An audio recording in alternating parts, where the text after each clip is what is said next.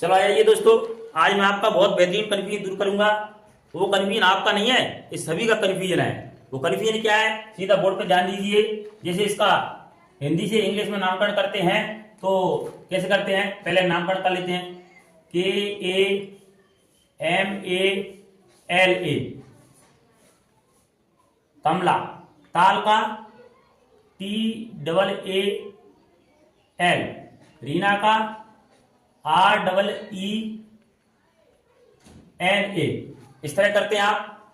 अब यहां पर वो कन्फ्यूजन क्या है, वो कन्फ्यूजन मैं आपको बता रहा हूं। आपने सुना होगा आ, इसकी जो मात्रा होती है,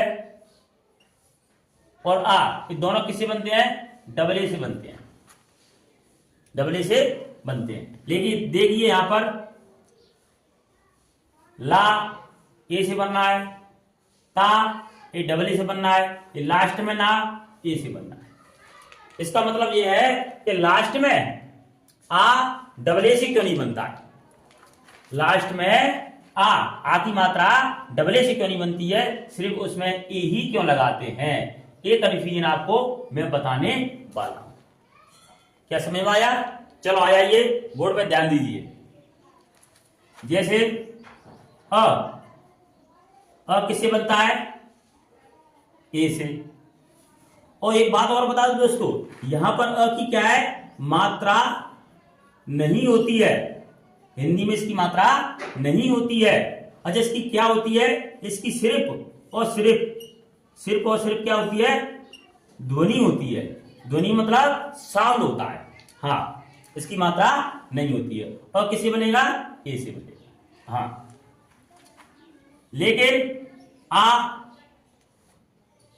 की क्या होती है, मात्रा। इस तरह की जो मात्रा होती है, इस तरह का सिंबल होता है हिंदी में।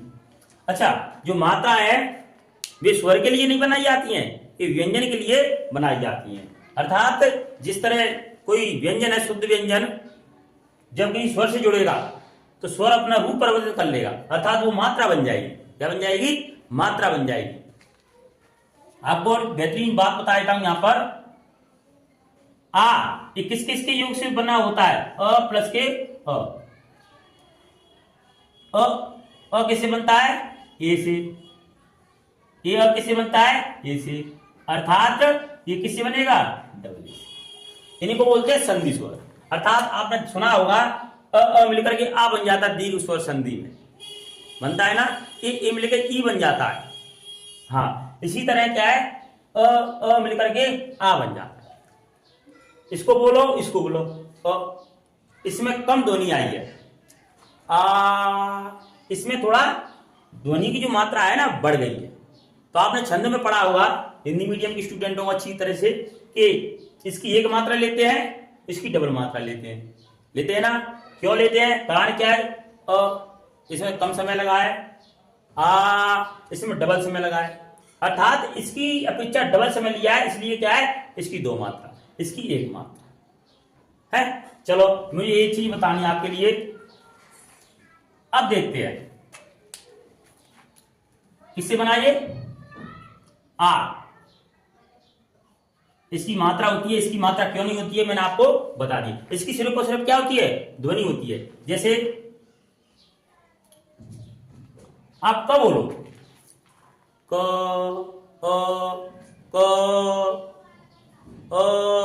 बोल रहा है ना, लास्ट में बोल रहा है ना, तो क किससे बन जाता है, किससे बनता है, ए से। वो अ ध्वनि बोल रही है ना, वो ए से बनती है, इसलिए क किससे बनता है, ए से। के ए से बनता है। इसको अगर मैं स्वर रहित करूं, इसको व्यंजन को स्वर रहित करूं, तो आधा क प्लस के अ, सिर्फ इसमें जुड़ करके ध्वनि ऐड हो गई है, इसकी मात्रा नहीं होती है। इसलिए क किससे बनेगा, क के ए से बनेगा। चलो, ये थोड़ी मैं डिटेल दे दी है, सिर्फ और सिर्फ मुझे ये चीज समझानी है। अब बात आती है, जब इसको बोलेंगे आप कमला, कमला, मतलब क्या है, यहां पर सिर्फ और सिर्फ लास्ट में इतना ही उच्चरित हो पाता है। अर्थात इसमें क्या है, समय है ना, वो कम लग पाता है आ बोलने में, इसलिए यहां पर ए लगती है। आ बोले कमला,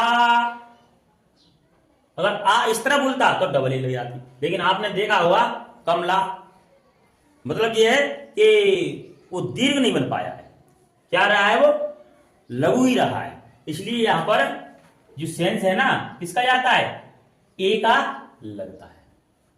हाँ अब देखो ता ल ता ता डबल समय लगा, अर्थात अ बन के अ, डबल ए से फिर डबल ए से बन गया, क्या समझ में आया। हाँ इसी तरह क्या है रीना, रीना मतलब ये कि लास्ट में है ना फिर यहां पर सिर्फ और सिर्फ ध्वनि है ना कम बोली, ध्वनि कम बोली तो क्या लगेगा अ किसे बनता है, ए से बनता है।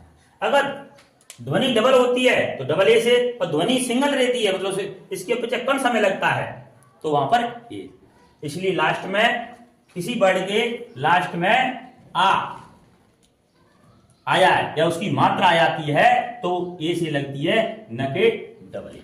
क्या समझ में आया दोस्तों। अगर आपको समझ में आ रहा है इस वीडियो को लाइक जरूर करना है।